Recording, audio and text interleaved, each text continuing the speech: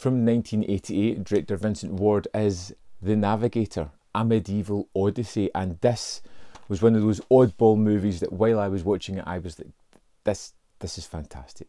This is really my kind of cup of tea. We open up in the 14th century. A young boy named Griffin is waiting for his brother Connor to return. Connor returns at the start and starts telling everybody about this Black Death, this plague that is all-consuming and just wiping out everyone. And young Griffin starts to have these flights of fancy, these waking visions of how they can avoid this plague.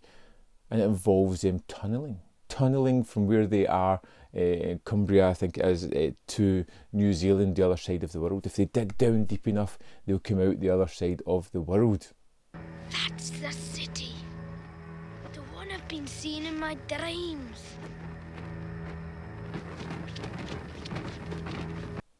And that's what they start to do. They follow this young boy's visions. He starts to proclaim things that are going to happen. He sees glimpses.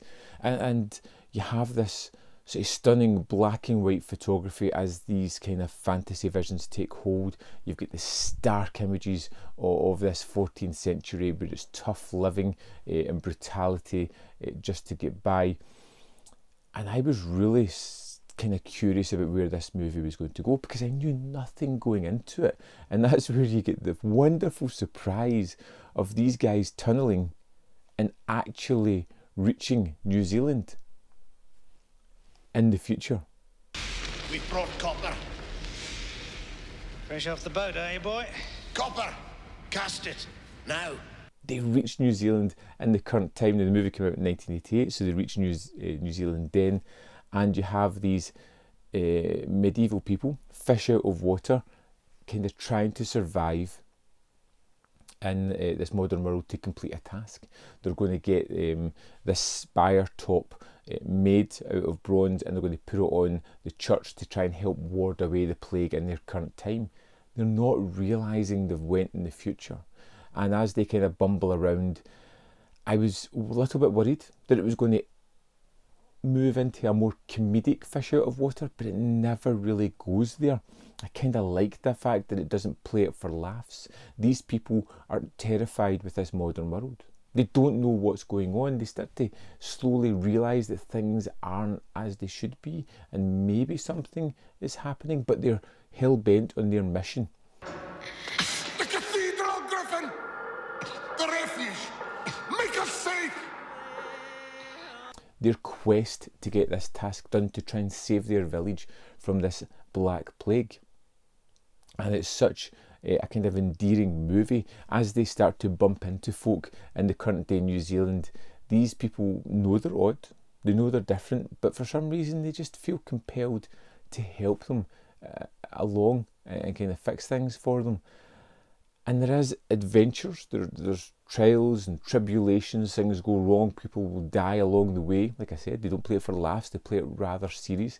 And it ends up with a rousing finish at the end of this one, which I was not expecting, which was really impactful and joyful.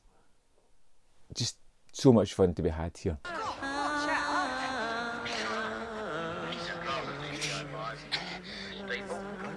I loved the look of the movie and how it seamlessly almost moves from the colour photography, the shots of 14th century, to the black and white, otherworldly, grainy material of the visions, into the bright world of 1988 New Zealand. I really appreciate the fact, and I've said it already, but they don't go for the easy humour. There are some moments that are just kind of quirky and are played a little bit for not complete laughs. They are funny in the situations, but they're not made comedic from the actors or the way the film's set up, which I really appreciated because it feels like the low-hanging fruit. It's an easy way to go. I was engaged with the characters. I liked Griffin, I liked Connor, their different quests, the sort of idea that's going on behind this time scale of they have to get here to do this. They wouldn't be able to cope if it wasn't for the modern day people just helping them out because they're nice people.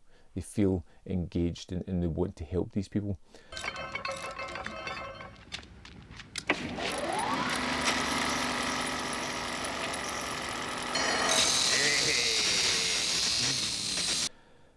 I strongly recommend the Navigator, A Medieval Odyssey. I had a blast of a time with this one.